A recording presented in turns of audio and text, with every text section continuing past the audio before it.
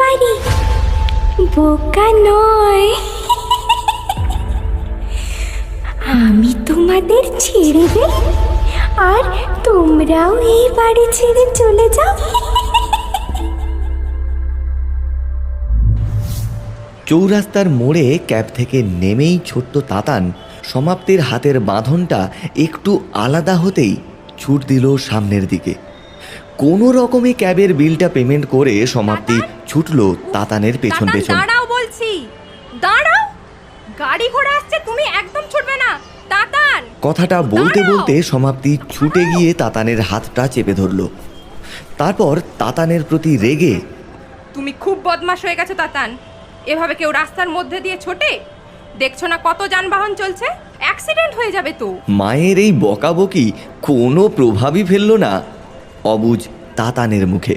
নির্বোধ শিশুর মতো খেলা করছে তার মুখে দুষ্টুমির প্রাণ খোলা তাতান, হাসি। তুমি হাসছো? দাঁড়াও দাঁড়াও, তোমার বাপিকে বলবো তোমার এই বদমাইশির কথা। তাতানের হাতটা ধরে টানতে টানতে সামনের পল্লীশ্রী পাড়ার উদ্দেশ্যে এগিয়ে চলল সমাপ্তি। তাতানের বাপি মানে সুনির্মল এই পল্লীশ্রী পাড়াতেই একটা নতুন বাড়ি কিনেছে। তারা এতদিন ভাড়া বাড়িতে থাকতো, তাই আজকেই একটা ভালো তিথি থাকার কারণে তারা তাদের নতুন বাড়িতে শিফট করছে। সুনির্মল, সমাপ্তি ও তাদের একমাত্র সন্তান তাতান এতদিন মিত্র লেনের দিকে একটা বাড়িতে ভাড়ায় ছিল তারা। অবশেষে সুনির্মল এই বাড়িটা একেবারে প্রায় জলের দামে পেয়ে গেল। আর জলের দামে এত সুন্দর একটা বাড়ি পাচ্ছে দেখে সুনির্মল 7-5 কোনো কিছু না ভাবনা চিন্তা করেই তড়িঘড়ি কিনে ফেলল বাড়িটাকে। তাতান আর 2 দিন পরেই 6 বছরে পা দেবে। তাই সমাপ্তি আর সুনির্মল চেয়েছিল তাদের নতুন বাড়িতেই জন্মদিন সেলিব্রেট করবে। যেমনি ভাবা তেমনি কাজ। তাই তারা ভাড়া বাড়ি ছেড়ে আজকেই শিফট করছে তাদের নতুন বাড়িতে। সুনির্মল সকাল থেকে গাড়ি করে তাদের মিত্র লেনের বাড়িটা থেকে সমস্ত আসবাবপত্র, নিত্য প্রয়োজনীয় জিনিস সব কিছু নিয়ে চলে এসেছে তাদের নতুন বাড়িতে। তাতান মায়ের বকুনি খাওয়ার পরও শান্ত হওয়ার নাম নিচ্ছে না। রাস্তার মধ্যে পড়ে থাকা ছোট ছোট পাথর বা ইটের টুকরোগুলোকে শট মেরে মেরে এদিক ওদিক পাঠিয়ে দিচ্ছে। সমাপ্তি এবার তাতানের পিঠে একটা জোরে চড় কষালো। পাড়াটা খুব ঘন জনবসতিপূর্ণ। বড় বড় রং বেরঙি বাড়িগুলো মাথা উঁচু করে দাঁড়িয়ে আছে স্বতন্ত্র প্রহরীর মতো। বাড়িগুলোকে দেখে যে কেউ বলে দিতে পারে এতে বসবাসকারী মানুষগুলোর অর্থনৈতিক অবস্থা বেশ সচ্ছল।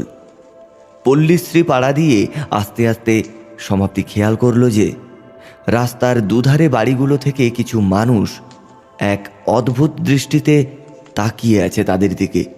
কেউ ব্যালকনি, কেউ ছাদ, আবার কেউ জানালার ফাঁক দিয়ে এক দৃষ্টিতে উঁকি দিচ্ছে তাদের মুখের দিকে। সমাপ্তির যেন একটু অস্বস্তি হলো। মানুষগুলোর চোখের সেই দৃষ্টির অন্তরে নিহিত রয়েছে কি? ভয় নাকি সাবধানতার অমোঘ বাণী?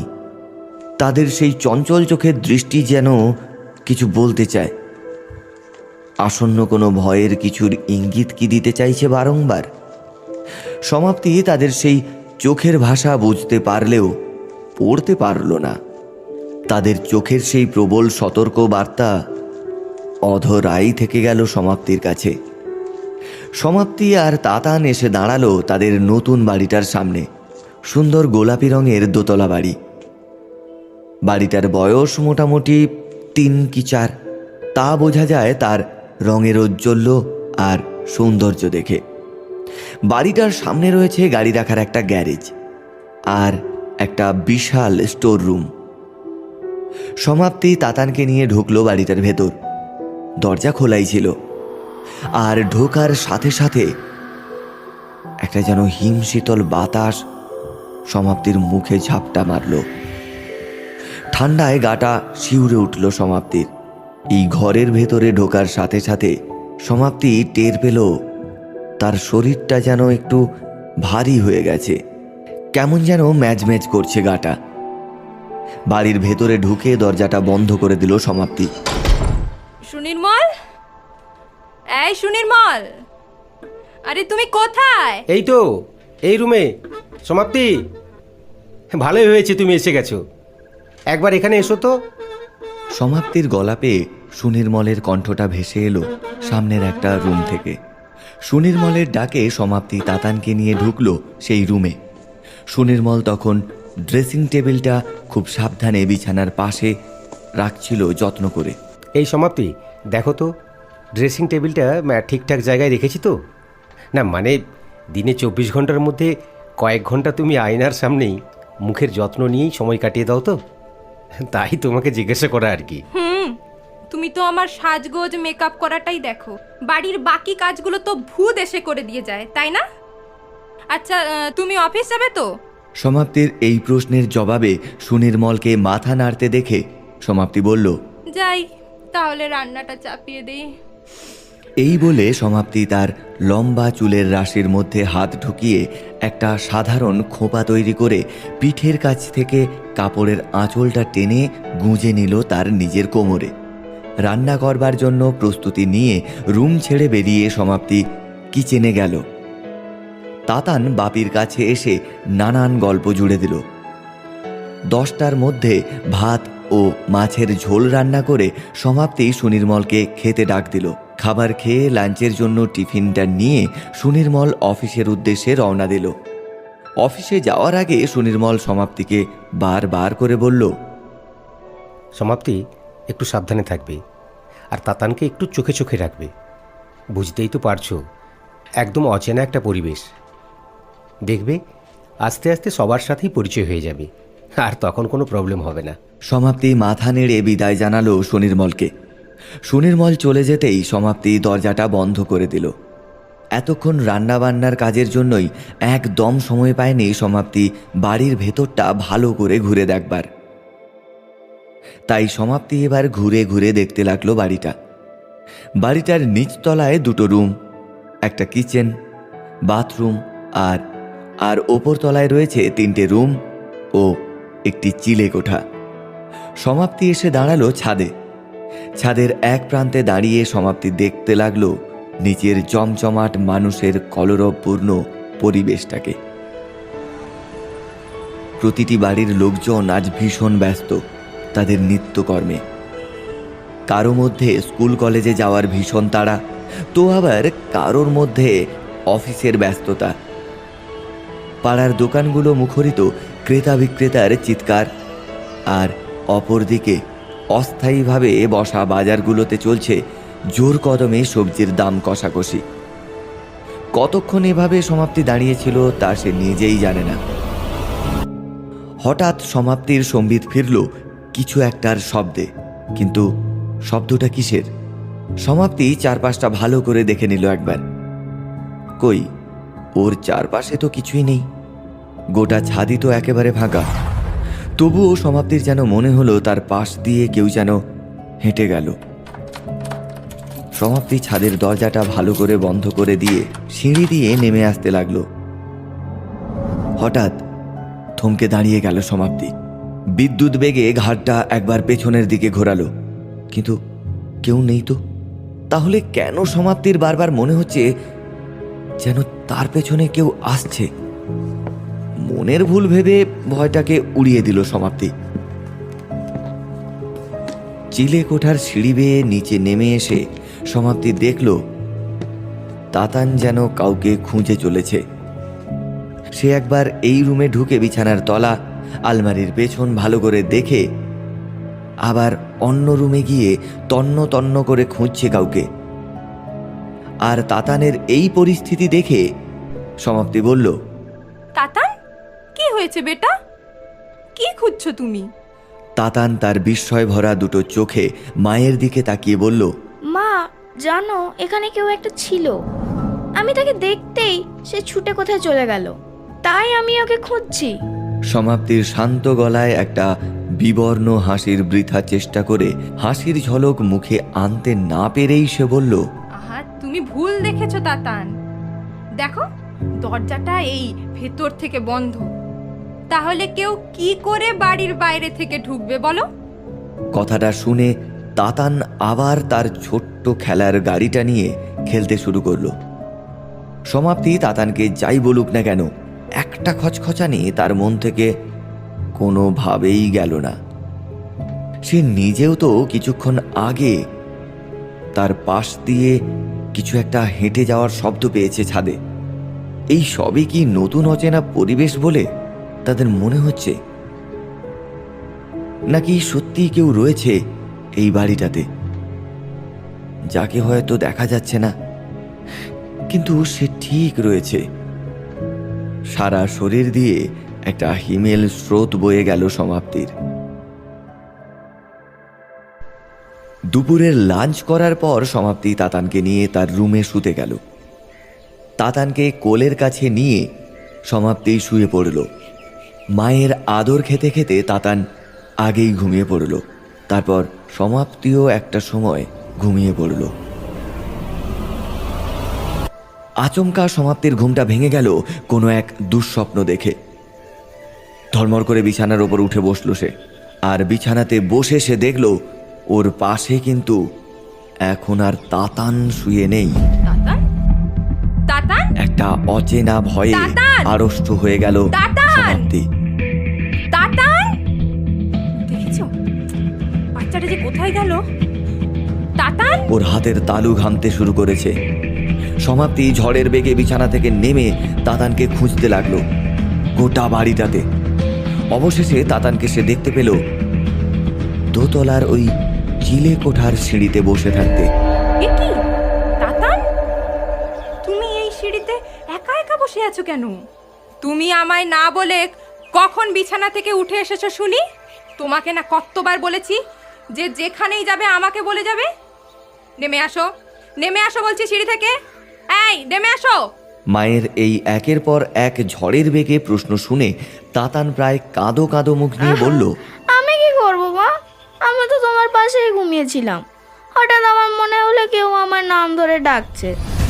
ঘুমের ঘরে উঠে দেখলাম সত্যি একটা দিদি দরজার বাইরে থেকে আমার নাম ধরে ডাকছে। আমি আস্তে আস্তে উঠে দিদিটার কাছে আসতেই দিদিটা আমার হাত ধরে এই চিলেকোঠায় নিয়ে এলো। সমাপ্তি যে কি বলবে তা সে নিজেই বুঝে উঠতে পারল না। অবশেষে কোনো রকমে সে বলে উঠল, আচ্ছা আচ্ছা আচ্ছা ঠিক আছে, তুমি এখন নিচে আসো তো দেখি, আমার সাথে নিচে চলো। এসো এসো। তাতানকে নিয়ে সমাপ্তি নিচে চলে এলো। সমাপ্তি রুমে এসে তাতানকে টিভিতে কার্টুন চালিয়ে দিয়ে বসিয়ে দিল। সমাপ্তির মাথায় ঘুরপাক খাচ্ছে তাতানের বলা কথাগুলো, কিন্তু তাই বা কি করে সম্ভব? এই বাড়িতে তো সমাপ্তি আর তাতান ছাড়া এখন আর কেউ নেই। তাহলে কি হলো ব্যাপারটা? প্রশ্নবোধক চিহ্নটা তার মনের মধ্যে থেকেই গেল। সে ঠিক করলো সুনির্মল এলে তাকে সমস্ত ঘটনাটা বলবে। কিন্তু সুনির্মলের বাড়ি ফিরতে ফিরতে প্রায় রাত 8টা বেজে যায়। এক গভীর হতাশা আর প্রতীক্ষার ছাপ পড়ল সমাপ্তির মুখমণ্ডলে। বাড়িতে সত্যিই যেন অস্বাভাবিককর কিছু একটা আছে। সেই অস্বাভাবিকতা খুবই প্রকট, কিন্তু কিছুতেই সমাপ্তি ধরতে পারছে না সেটা। বাড়িটার বাইরে কত মানুষের কোলাহল, চিৎকার চেঁচামেচি, যানবাহনের আওয়াজ, অথচ বাড়িটার ভেতরটা একেবারে নীরব, শব্দহীন। বাইরের কোনো আওয়াজ যেন প্রবেশ করে না বাড়িটার অভ্যন্তরে। মৃত্যুপুরীর মতো নিঝুম বাড়িটা। দীর্ঘশ্বাস ফেলার মতন করে একটা শব্দ করল সমাপ্তি। বিকেলের অন্ত হয়ে সন্ধ্যার সূচনা ঘটল। খানিক বাদেই কলিং বেলটা বাজতেই সমাপ্তি দরজা খুলে দেখল সুনির্মল এসেছে। সুনির্মল ফ্রেশ হতেই কফি মগ হাতে নিয়ে সমাপ্তি ঢুকলো ঘরে। সুনির্মল সমাপ্তির দিকে তাকিয়ে বলল, সমাপ্তি, আরে তোমার কি কিছু হয়েছে? না মানে মুখটা এমন থমথমে দেখাচ্ছে কেন? সমাপ্তির ভাবনা থমকে গেল সুনির্মলের কথায়। সমাপ্তির মুখে ধীরে ধীরে স্পষ্ট হলো এক ভয়ের আকুতি। খানিকটা সংশয় মিশিয়ে সমাপ্তি তার মনের ভাব ভাষায় প্রকাশ করল। জানো সুনির্মল, আমার মনে হচ্ছে এই বাড়িটার মধ্যে শুধু আমরা, মানে তুমি, আমি আর তাতান নয়, আরও অন্য কেউ আছে। আমি সকালের দিকটা একবার ছাদে উঠেছিলাম জানো, তখন আমার মনে হলো যেন আমার পাশ দিয়ে কেউ চলাফেরা করছে। তাছাড়া জানো, আজ দুপুরে তাতানও একটা মেয়ের সাথে নাকি দোতলার চিলে কোঠাতে গিয়েছিল। আর এই সময় সেই তুমি কি মনে করছো এই বাড়িতে ভূত আছে নাকি? তুমি আবার এইসবের উপর কবে থেকে বিশ্বাসী হলে? আর তাতার না হয় বাচ্চা মানুষ, তাই কি না কি বলেছে, আর আর সেটাকে তুমিও ধরে বসে আছো। সত্যি তোমাকে নিয়ে যে কি আমি করি। সমাপ্তির আশঙ্কা হেসে উড়িয়ে দিল সুনির্মল। এমন সময় ছুটতে ছুটতে রুমে ঢুকলো তাতান। বাপি, বাপি জানো, একটা দিদির সাথে আমার পরিচয় হয়েছে। দিদিটা এখন আমাকে খেলতে রাখছে চিলেকোঠাতে। আমি যাব বাপি? তাতানের এই আবদার শুনে চমকে গিয়ে স্থির দৃষ্টিতে সমাপ্তি তাকালো সুনির্মলের দিকে। পুরনো ভয়টা যে আবার তাকে ঘিরে ধরেছে তা বোঝা যায় সমাপ্তির চোখের ওই দৃষ্টি থেকেই।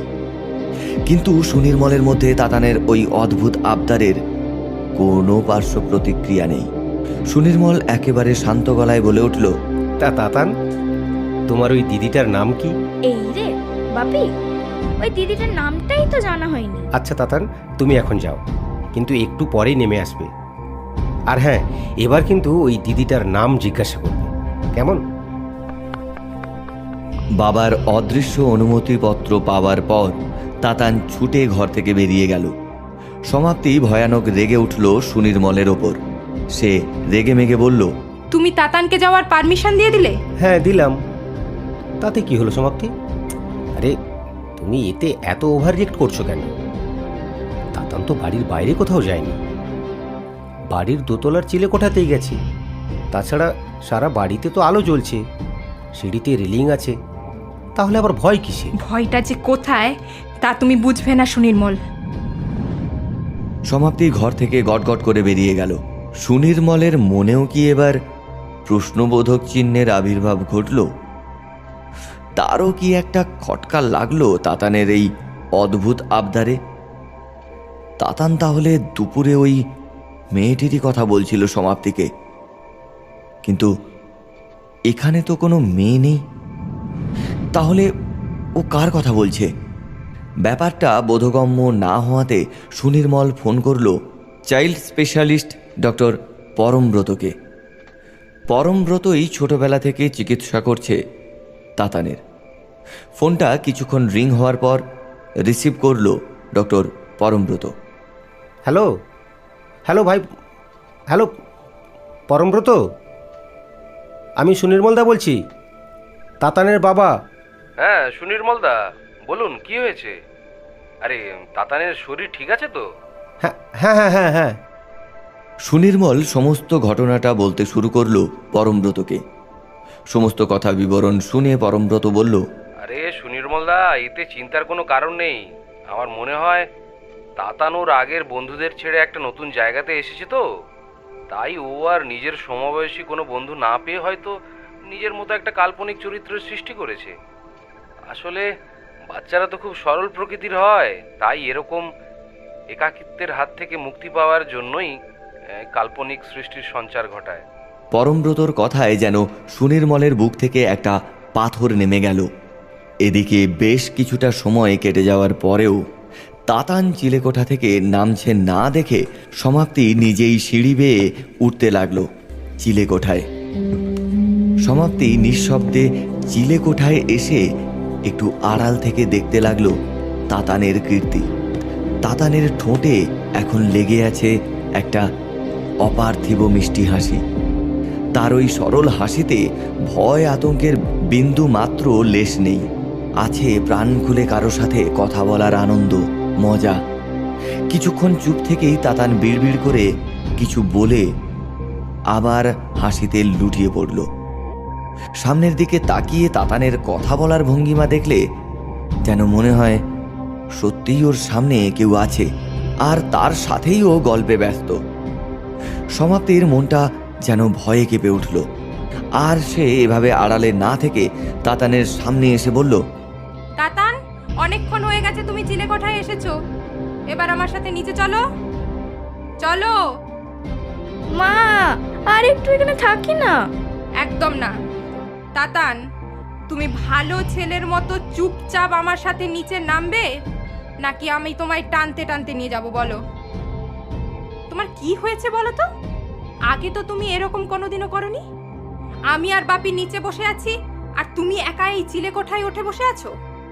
কথাটা শোনা মাত্রই তাতান তার মায়ের ওপর তীব্র বিরোধিতা করে বলল, কে বলেছে এখানে কেউ নেই? এই তো আমার পাশেই বসে আছে লিলি দিদি। আমি তো লিলি দিদির সাথেই কথা বলছিলাম। তাতানের সামনে তো কেউ নেই, আর থাকবার কথাও নয়। তাহলে তাতান এসব কি বলছে? তাতান, তুমি নিচে চলো, এখন নিচে চলো, পরে আবার আসবে। বাপি বাপি, ওই দিদিটার নাম লিলি।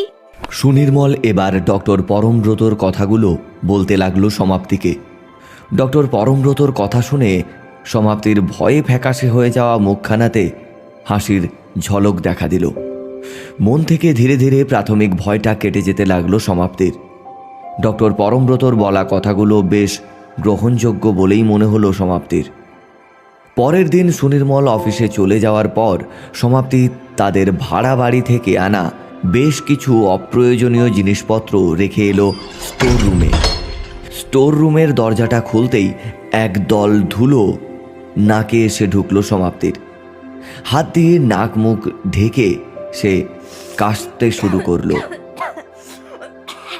এখানে যে দীর্ঘদিন কোনো মানুষের পা পড়েনি তা স্পষ্ট বোঝা যায় এই স্টোর রুমের অবস্থাটা দেখে। স্টোর রুমের প্রায় অর্ধেক অংশই ভরে গেছে বিভিন্ন জিনিসপত্রে, আর সেই সব জিনিসপত্রের ওপর মোটা পুরু একটা ধুলোর আস্তরণ। গোটা রুমটা প্রায় অন্ধকার, কেবল জানালাগুলোর ফাঁক ফোকর থেকে ঘরের মধ্যে সামান্য সূর্যের আলো ঢুকছে। সমাপ্তি ধীর পায়ে জানালাগুলোর কাছে গিয়ে সেগুলোকে বহু কষ্টে খুলে ফেলল। দীর্ঘদিন যাবৎ জানালাগুলো বন্ধ থাকার কারণে সেগুলোকে খুলতে বেশ কসরত করতে হলো সমাপ্তিকে। জানালাগুলো দিয়ে বাইরের প্রখর আলোর ছটা হুড়মুড়িয়ে ঢুকে পড়ল ঘরের মধ্যে, আর সাথে সাথে জমাট বাঁধা অন্ধকারটা যেন ধীরে ধীরে আবছা হতে লাগলো। সমাপ্তি এবার তার অপ্রয়োজনীয় জিনিসপত্রগুলো রাখলো সেই স্টোর রুমে। আচমকাই সমাপ্তি কেঁপে উঠল একটা খটাখট শব্দে। শব্দটা সমাপ্তির ঠিক পেছন থেকেই আসছে। সে আর দেরি না করে এক ঝটকায় ঘাটটা ঘুরিয়ে পেছন দিকে তাকালো, আর পেছন ফিরে সে যা দেখল তাতে ওর সারা শরীরে কাঁটা দিয়ে উঠল।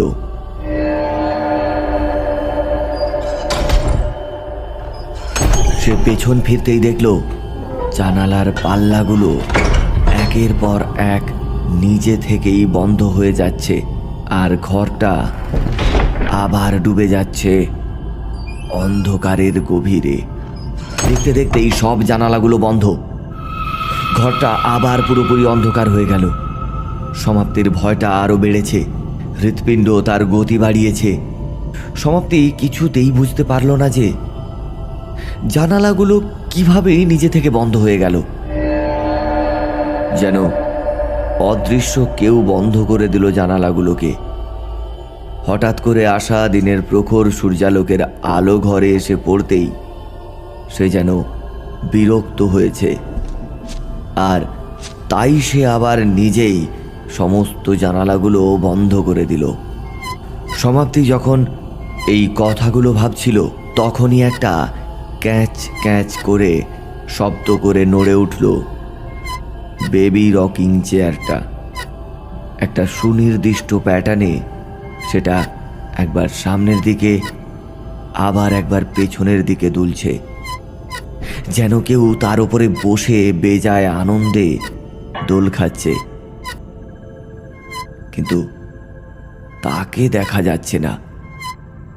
সমাপ্তি নিজের চোখকে বিশ্বাস করতে পারছে না। সব কিছুই যেন তালগোল পাকিয়ে গেল। অন্ধকারে চোখ সয়ে গেছে এখন সমাপ্তির, আর তাতেই সে দিনের আলোর মতো পরিষ্কার দেখতে পাচ্ছে একটা আবছা বাচ্চার শরীর যেন দোল খাচ্ছে বেবি রকিং চেয়ারে বসে, আর সে তাকিয়ে আছে সমাপ্তির দিকেই।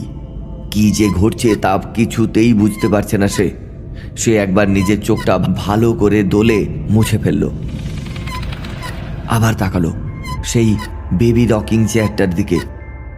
সেই ছোট্ট বাচ্চাটার শরীরটা আর নেই, শুধু রকিং চেয়ারটাই দুলছে মৃদু মন্দভাবে।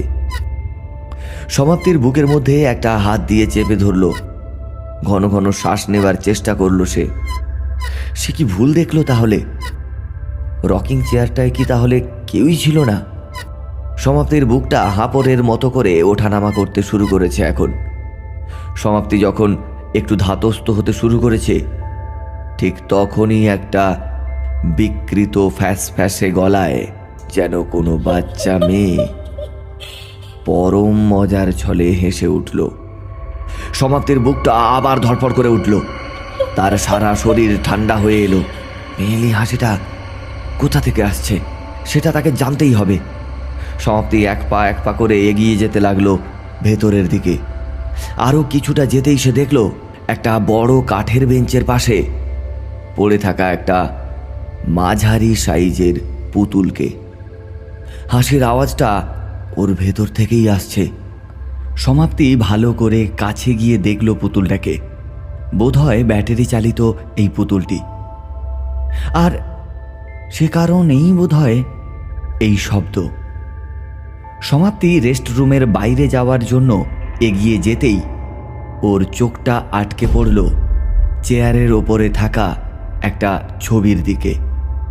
ছবিটা একটা বাচ্চা মেয়ের, বয়স মোটামুটি 9 কি 10 হবে।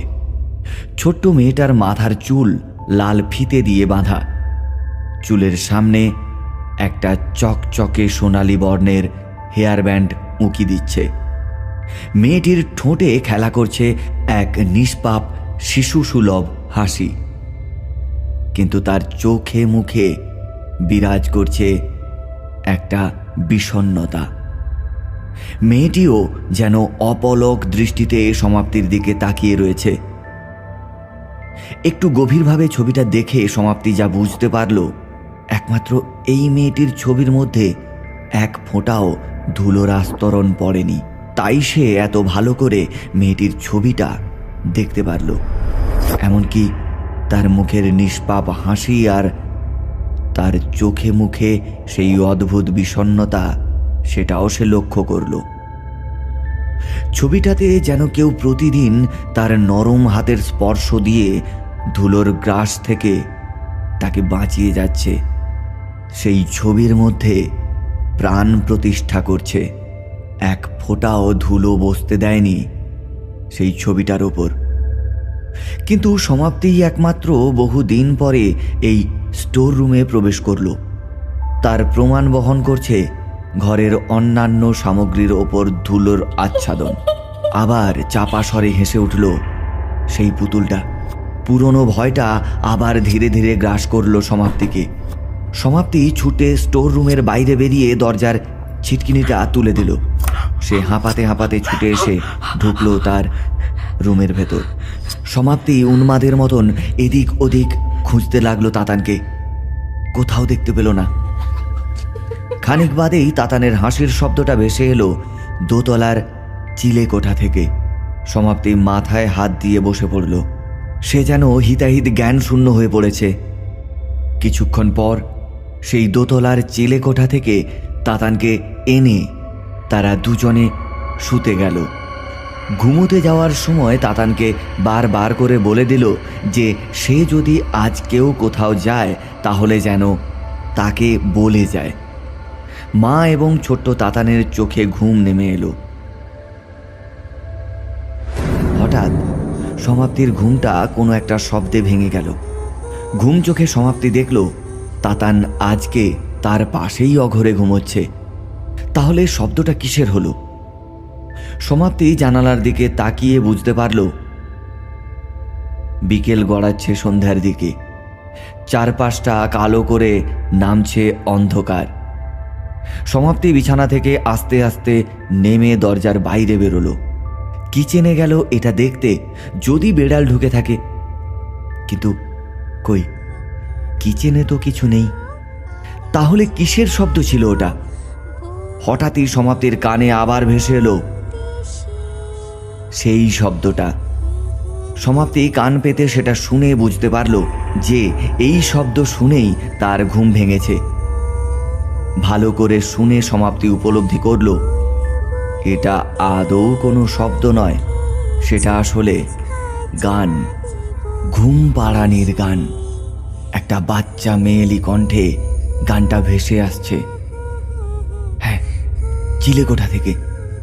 যেন কোনো বাচ্চা মেয়ে তার আদরের পুতুলটাকে ঘুম পাড়াবার চেষ্টা করছে। তার কানে আসতে থাকা সেই ঘুম পাড়ানি গানটা পরিষ্কার সে শুনতে পাচ্ছে, কিন্তু গানটা গাইছে কে? প্রশ্নটা ভাবতে ভাবতে যেন সমাপ্তির শরীরে বিদ্যুৎ খেলে গেল। ওর শরীরের সমস্ত লোমকূপ খাড়া হয়ে গেল। সমাপ্তি ছুটে তাতানের কাছে গেল। তাতান তখনও ঘুমোচ্ছে। সমাপ্তি সুনির্মলকে ফোন করতেই যাচ্ছিল, এমন সময় কলিং বেলটা বেজে উঠল। সমাপ্তি ছুটতে গিয়ে দরজাটা খুলেই দেখল সুনির্মল এসেছে। সে সুনির্মলকে প্রচণ্ড ভয়ে জড়িয়ে ধরল। সুনির্মল, সুনির্মল, আমার মনে হয় চিলেকোঠাতে কেউ আছে। ওখানে ওখানে কেউ আছে। কথাটা বলেই সমাপ্তি কাঁদতে শুরু করলো। সুনির্মল তাড়াতাড়ি সিঁড়ি বেয়ে উঠতে লাগলো চিলেকোঠার দিকে। খানিক বাদেই সুনির্মল নেমে এসে সমাপ্তিকে বলল, কই গো, চিলেকোঠাতে তো কেউ নেই। সমাপ্তি, তুমি তুমি এত ভয় পেলে কিসে? সুনির্মল, এই বাড়িতে কেউ রয়েছে, তাকে আমরা চাইলেও দেখতে পাবো না, কারণ সে চায় না যে আমরা তাকে দেখি। সে এমন একটা কিছু যে যে তার যাকে ইচ্ছে কেবলমাত্র তাকেই দেখা দেয়। তুমি বেকার ওইসব উল্টোপাল্টা ভাবছো। আসল ব্যাপারটা কি হয়েছে তুমি জানো? আমারই ভুল। আসলে তোমরা তো এতদিন ধরে ভাড়া বাড়িতে একাধিক মানুষের সাথে একসঙ্গে থাকতে অভ্যস্ত ছিলে, তাই হঠাৎ করে এমন একা একা আর এই এত বড় বাড়িতে থাকতে না তোমাদের অসুবিধে হচ্ছে। সুনির্মলের কথাতেও কিন্তু সমাপ্তির চোখ মুখ থেকে ভয়টা কাটল না। তার মন ইতিমধ্যে একটা পরিষ্কার ধারণা তৈরি করে ফেলেছে যে এই বাড়িতে সত্যিই অদৃশ্য কেউ রয়েছে। সমাপ্তির এই ধারণাকে টলানোর মতো শক্তি পৃথিবীর কারোর নেই। মা বাপির কথাবার্তার শব্দে তাতানের ঘুম ভেঙে গেছে। সমাপ্তি কাঁপা কাঁপা গলায় কোনো রকমে বলে উঠল, তাতান, তুমি তুমি হাত মুখে জল দিয়ে এসো, আমি তোমার টিফিন রেডি করছি। তাতান বাথরুমে চলে গেল আর সমাপ্তি কিচেনে। কিছুক্ষণের মধ্যেই সমাপ্তি নুডলসের বাটিটা নিয়ে তাদের হাঁক দিল। তাতান, বাপি, লিলি দিদি আমাকে খেলতে ডাকছে, আমি যাব? ঠিক আছে, আগে তুমি তোমার টিফিনটা খেয়ে নাও, তারপর যেখানে যাওয়ার যাও। তাতান সমাপ্তির হাত থেকে নুডলসের বাটিটা একরকম কেড়ে নিয়ে কোনো রকম 2 চামচ নুডলস মুখে ভরেই ছুট দিল চিলেকোঠার দিকে। সমাপ্তি ধপ করে একরাশ হতাশা আর দুশ্চিন্তা নিয়ে বসে পড়ল চেয়ারের ওপর। খানিক মুহূর্ত অতিক্রান্ত হওয়ার পরই সমাপ্তি সুনির্মলের উদ্দেশ্যে বলল, তুমি তুমি আমার সাথে তাড়াতাড়ি চিলেকোঠায় চলো তো, একবার চলো না। সমাপ্তি কথাটা বলেই সুনির্মলকে আর কোনো কথা বলার সুযোগ না দিয়ে তার হাতটা ধরে একরকম টানতে টানতে নিয়ে গেল চিলেকোঠাতে। চিলেকোঠাতে এসে সমাপ্তি দেখল সিঁড়িময় ছড়ানো ছিটানো রয়েছে বিভিন্ন প্লাস্টিকের রান্নাবাটি খেলনা। ছোট ছোট প্লাস্টিকের থালা, গ্লাস, কাপ, প্লেট, প্লাস্টিকের গ্যাস সিলিন্ডার ও ওভেন। ওভেনের ওপর চাপানো একটা কড়াই। সেই কড়াইয়ের মধ্যে রয়েছে সুন্দরভাবে ছোট ছোট করে কাটা কিছু সবজির টুকরো। কেউ যেন তার দক্ষ হাতে সবজিগুলো কেটেছে। সিলিন্ডারের ফাঁক দিয়ে দেখা যাচ্ছে একটা চকচকে ধারালো ছুরি। সমাপ্তি তার কাঁপা কাঁপা হাতটা আস্তে আস্তে তুলে ধরল সেদিকেই। সুনির্মল, এই খেলনা নিয়ে কে খেলছিল গো? আমাদের তাতান তো এসব রান্নার খেলা করে না, ও তো গাড়ি নিয়ে খেলতে ভালোবাসে। সমাপ্তি, তুমি কী সব বলে চলেছ?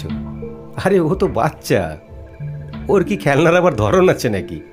যখন যেটা হাতের কাছে পায় সেটাই নিয়েই খেলা শুরু করে দেয়। সুনির্মলের কথা শুনে সমাপ্তি গনগনে চোখে তাকালো তার দিকে। তাহলে তুমিই বলো সুনির্মল, তাতান এই খেলনাগুলো কোথা থেকে পেল? আমরা তো এই ধরনের খেলনা কোনো দিনও দিইনি ওকে। সমাপ্তি, তুমি বোধহয় ভুলে যাচ্ছ যে আমাদের বাড়িটা কেনার আগেও এই বাড়িতে কিন্তু অনেকেই থেকে গেছেন একসময়। তাদের কারোর বাচ্চার হয়তো এই খেলনাগুলো ছিল, এখানে ওখানে কোথাও হয়তো এই খেলনাগুলো ঢুকেছিল, আর তাতান সেইগুলোই বের করে খেলা করছে। সুনির্মল, বিপদকালে বুদ্ধি নাশ বলে একটা কথা আছে, তা নিশ্চয়ই তুমি জানো। আর সেই বুদ্ধি নাশ হয়েছে তোমার, তাই জলের মতন সহজ একটা বিষয়ও তুমি বুঝতে পারছো না। তুমি যদি এই ভূতের বাড়িতে থাকতে চাও তাহলে থেকো, আমি কালকেই তাতানকে নিয়ে বাপের বাড়িতে চলে যাব। আর যদি আমার কথা শোনো তাহলে আমি বলবো তুমিও আর এ বাড়িতে থেকো না। কথাটা বলেই সমাপ্তি ঝোড়ো বেগে নেমে গেল নিচে। সুনির্মল তাতানকে নিয়ে রুমে ঢুকলো। সমাপ্তি অলরেডি তখন বাপের বাড়ি যাওয়ার জন্য তার ব্যাগপত্র গোছাতে শুরু করেছে। ঠিক আছে সমাপ্তি, তুমি যখন ঠিক করেছো যে তুমি তাতানকে নিয়ে তোমার বাবার বাড়ি যাবে, তাহলে তাই যাও, তোমার মনটাও ভালো হয়ে যাবে ওখানে গেলে। তবে আমি কি বলছি শোনো, কালকে নয় বরং তুমি তার পরের দিন মানে পরশু দিন যাও। আর আমিও কাল অফিসে গিয়ে ছুটির অ্যাপ্লিকেশনটা জমা দেব, আর আমি তোমাদের সাথে গিয়ে ওখানে 2 দিন কাটিয়ে আসবো। তাছাড়া এতটা রাস্তা তাতানকে নিয়ে আর এতগুলো ব্যাগ নিয়ে তুমি একা যেতে পারবে না। এই, তুমি কিন্তু কালকে ছুটির অ্যাপ্লিকেশন জমা দেবে। এই বাড়িতে আমি কিন্তু আর একদিন মানে কালকের দিনটাই লাস্ট থাকবো, তারপর আর এক মুহূর্তও থাকবো না, বলে দিচ্ছি। সুনির্মল বাধ্য ছেলের মতো মাথাটা নাড়ল। রাতটুকু কোনো রকমে তাতানকে আঁকড়ে ধরে কাটিয়ে দিল সমাপ্তি। সকাল হতেই সুনির্মল অফিস চলে গেল, আর অফিস যাওয়ার আগে সমাপ্তিকে বলে গেল যে কোনো রকম প্রবলেম হলে সে যেন তাকে ফোন করে। যদিও সকাল থেকেই সেরকম দম বন্ধ করার মতো পরিবেশটা আজ নেই, সমাপ্তিও এখনো পর্যন্ত অস্বাভাবিক কোনো কিছুর টের পায়নি। সত্যি কি সেই অশুভ শক্তিটা বাড়ি ছেড়েছে, নাকি ঝড়ের পূর্বে যেমন চারিদিক নিস্তব্ধ একেবারে থমথমে হয়ে যায়, এটাও সেরকম কিছুর পূর্বাভাস? সেই অশুভ শক্তি কি প্রস্তুতি নিচ্ছে ভয়াবহ কোনো অশুভ কিছু করার? উত্তরটা সমাপ্তির জানা নেই, আর জানার কথাও নয়। এখন শুধু সময়ই বলবে আসলে কি ঘটতে চলেছে। দুপুরের লাঞ্চ সেরে সমাপ্তি তাতানকে নিয়ে পাড়ার পার্কে এলো। কোনো রকমে আজকের দিনটা কাটিয়ে দিতে পারলেই ওই অশুভ শক্তির প্রকোপ থেকে মুক্তি। কথাটা ভাবতেই সমাপ্তির মনটা হালকা হলো। সমাপ্তি তাতানকে নিয়ে বেঞ্চে বসে থাকলো। দেখতে দেখতে সময়টা কখন পার হয়ে গেছে, সন্ধে নেমে এলো যে।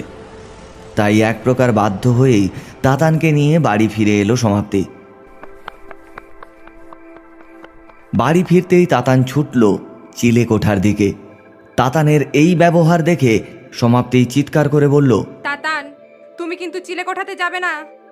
তাতান, বলে দিচ্ছি তুমি কিন্তু যাবে না। কথাটা বলে কিন্তু ক্ষান্ত থাকেনি সে। সেও ছুটল তাতানের পেছনে পেছনে। চারিদিক অন্ধকার হয়ে এসছে। সমাপ্তি চিলেকোঠাতে এসে দাঁড়াতেই একটা ঠান্ডা রক্ত স্রোত বয়ে গেল তার মেরুদণ্ড বরাবর। সিঁড়িতে ওটা কে বসে আছে? সমাপ্তির শরীরটা কেঁপে উঠল। প্রচণ্ড ভয়ে সমাপ্তির শিরদাঁড়াটা শিরশির করে উঠল। বুকটা ধরফর করছে সমাপ্তির। এই বাচ্চা মেয়েটার ছবিটাই তো ওই স্টোর রুমে সে দেখেছিল। মেয়েটার মাথার চুল ছবির মতোই দুদিকে লাল ফিতে দিয়ে বাঁধা, আর মাথায় সোনালি রঙের হেয়ার ব্যান্ডটাও পরিষ্কার বোঝা যাচ্ছে। আতঙ্কে কুঁকড়ে গেল সমাপ্তি। মেয়েটার মুখ আশ্চর্যজনকভাবে সাদা, তার ঠোঁটে বিরাজ করছে একটা চাপা মৃদু হাসি। মেয়েটি মত্ত তার কোলে শোয়ানো পুতুলটিকে ঘুম পাড়াতে। সে গুনগুনিয়ে শুরু করেছে সেই ঘুমপাড়ানি গানটা। সে গান গাইছে আপন মনে, আর মাঝে মাঝে পুতুলটি এখনো ঘুমোয়নি দেখে বড় বড় চোখ করে যেন তাকে শাসন করছে। সিঁড়িময় ছড়ানো রয়েছে সেই রান্নার খেলনা সামগ্রী। এক ভয়ের আকুতির ভাব ফুটে উঠল সমাপ্তির মুখে। তার মনের ভেতর থেকে কেউ যেন বলে উঠল, তবে কি এই লিলি? তাতান কি তাহলে এই মেয়েটাকেই দেখতে পায়? সমাপ্তির মুখ দিয়ে কম্পিত গলায় প্রশ্নটা বের হয়ে গেল নিজের অজ্ঞাতেই। তুমি কে? তুমি তুমি এই বন্ধ ঘরের ভেতরে কি করে ঢুকলে? বাচ্চা মেয়েটির ফ্যাকাশে মুখটা এবার তাকালো সমাপ্তির দিকে। আমি আমি লিলি। এটা তো আমাদের বাড়ি ছিল, এখন অবশ্য তোমাদের। তাতান ছুটে গেল তার লিলি দিদির কাছে। সমাপ্তি পাথরের মূর্তির মতো কেবল দাঁড়িয়ে রইল। জানো আন্টি, এই এই বাড়িটা আমাদের ছিল। আমার আমার বাবা, মা আর ভাই আবিরের সাথে খুব ভালো করে দিন কেটে যাচ্ছিল আমাদের, জানো। কিন্তু সেই সুখ আর বেশি দিন সইল না। তখন তখন বাড়িটা পুরোপুরিভাবে রেডি হয়নি। সিঁড়িতে তখনও রেলিং বসেনি। একদিন দুপুরে দোতলার চিনি কোঠাতে খেলতে খেলতে আচমকে দেখি আবির ছুটে আসছে আমাকে ডাকতে ডাকতে। ভাই, ছোট ভাইটা হোঁচট খেয়ে প্রায় পড়েই যাচ্ছিল সিঁড়ি থেকে। আমি কোনো রকম ওর হাতটা ধরে টেনে নিলাম, কিন্তু কিন্তু আমি আর নিজেকে সামলাতে পারলাম না। হুড়মুড়িয়ে পড়ে গেলাম নিচে পড়ে যেতে আমার শরীরটা থেতলে গেল, আর খানিক বাদে মৃত্যু হলো আমার। মা বাবা খুব কষ্ট পেল, জানো। ভাইটার দিকে তাকিয়ে বাঁচার নতুন রসদ খুঁজে পেল ওরা। ভাইটা আমায় বড্ড ভালোবাসতো। যখন বেঁচে ছিলাম ও না আমার বড্ড ন্যাওটা ছিল। শরীরটা মুক্তি পেল, আমার আত্মা মুক্তি পেল না, থেকে গেল এই বাড়িতে। কয়েক মাস বাদে যখন মা বাবা আমার উপস্থিতি টের পেল, ওরা বাড়িটা ছেড়ে চলে গেল। একদিন বোধহয় ভেবেছিল ভাইটার যদি কোনো ক্ষতি করে দেয়।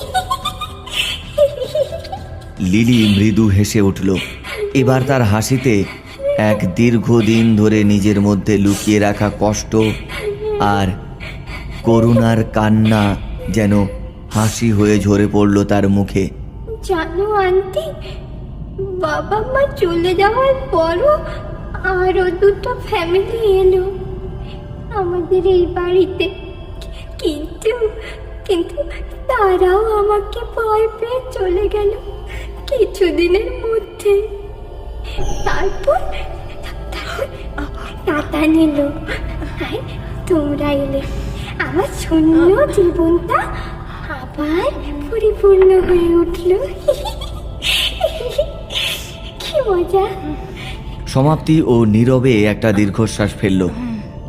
ছোট্ট মেয়েটার করুণ কাহিনী শুনে সমাপ্তির চোখের টলটলে জল খানিকটা গাল বেয়ে নেমে এলো। কিন্তু একই সমাপ্তির ভয়টা কোথায় চলে গেল নিমেষের মধ্যে। আসলে তার ভয়টাকে ঢেকে দিয়েছে তারই অন্তরে লুকিয়ে থাকা মমতার চাদর। সেও তো একজন সন্তানের মা। বাচ্চা মেয়েটার এই নিঠুর পরিণতির কাহিনী শুনে সমাপ্তি উপরের দিকে তাকিয়ে বোধহয় বিধাতার কাছে এই মর্মান্তিক ঘটনার কৈফিয়ত চাইল। লিলি আবার বলতে শুরু করেছে ইতিমধ্যে। আন্টি, আন্টি জানো তো, তাতান আমাকে খুব ভালোবাসে, একেবারে নিজের দিদির মতন। আর আমিও এই 2 দিনের মধ্যেই ওকে আমার ভাইয়ের ফাঁকা জায়গাটা দিয়ে দিয়েছি। এই বলে লিলি তাতানের কপালে একটা পরম স্নেহভরা আদরের চুম্বন করল। বেশ আমতা আমতা করে লিলি বলল, আন্টি, আমি তোমায় মা বলে ডাকবো? কথাটা শুনে মাথা নাড়ল সমাপ্তি। অলস কণ্ঠে সমাপ্তি বলে উঠল, লিলি, আজ থেকে আমার দুটো সন্তান, বুঝলে? তুমি আর তাতান। এখন থেকে আমার এক মেয়ে আর এক ছেলে। লিলির চোখ দুটো ছলছল করে উঠেছে।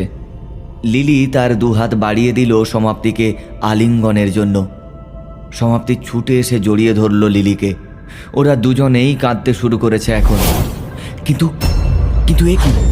লিলির জামার পেছন থেকে সেই চকচকে ধারালো ছুরিটা বের করে সমাপ্তির পিঠে হৃৎপিণ্ড বরাবর সেটা ঢুকিয়ে দিল। আর শক্ত হাতের মুঠোয় বন্দি করা ছুরিটা দিয়ে বারবার কোপ বসালো সমাপ্তির পিঠে। ওর হৃৎপিণ্ডটা ফালা ফালা হয়ে যেতেই সমাপ্তির প্রাণহীন শরীরটা লুটিয়ে পড়ল সিঁড়ির মধ্যে। সমাপ্তির কাপড় ভিজে যাচ্ছে রক্তে, সিঁড়ি বেয়ে রক্তের স্রোত বয়ে যাচ্ছে। সমাপ্তির শরীরটা কিছুক্ষণের জন্য কেঁপে অসাড় হয়ে গেল ধীরে ধীরে। তাতান তার মায়ের সাথে ঠিক কি ঘটল বুঝতে না পেরে মায়ের নিথর দেহটার পাশে বসে কাঁদতে শুরু করলো। তার মা আর কোনো দিন তার সাথে কথা বলবে না। এমন সময় লিলি একটু হেসে সমাপ্তির পিঠে বিদ্ধ সেই ছুরিটা তুলে নিয়ে এক ঝটকায় তাতানের গলায় বসিয়ে কণ্ঠনালীটা ছিঁড়ে ফেলল। আর কণ্ঠনালীটা ছিঁড়ে যেতেই হিমকি দিয়ে বের হওয়া রক্ত ছিটকে লিলির মুখটা ভর্তি হয়ে গেল। লিলির সরল সাদাসিধে মুখটা মুহূর্তের মধ্যেই বদলে গেছে একটা পৈশাচিক নিষ্ঠুরতায়। একটা হাড় হিম করা হাসিতে লুটিয়ে পড়ল লিলি। সিঁড়ির মধ্যে পড়ে আছে সমাপ্তি আর তাতানের নিষ্প্রাণ রক্ত মাখা দুটো দেহ। রক্তে ভেসে যাচ্ছে গোটা সিঁড়ি। হাতে ধরা ছুরিটার দিকে তাকিয়ে একটা পৈশাচিক হাসি হেসে লিলি চুক চুক শব্দ করতে করতে বলল,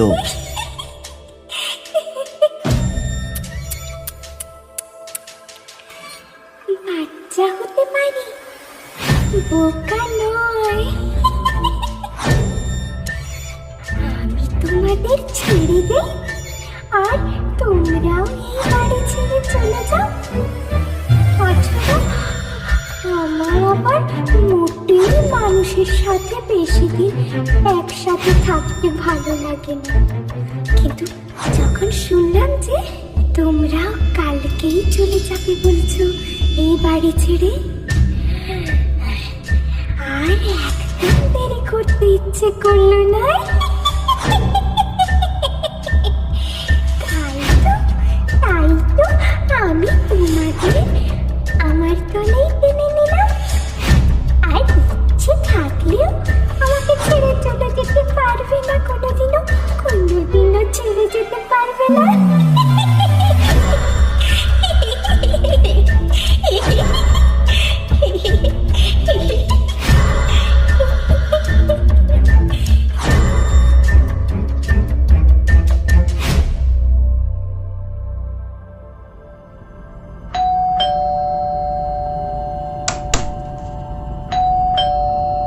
এক নাগাড়ে কলিং বেলটা বেজেও কেউ দরজা খুলছে না দেখে সুনির্মল দরজা ভেঙে ভেতরে ঢুকলো।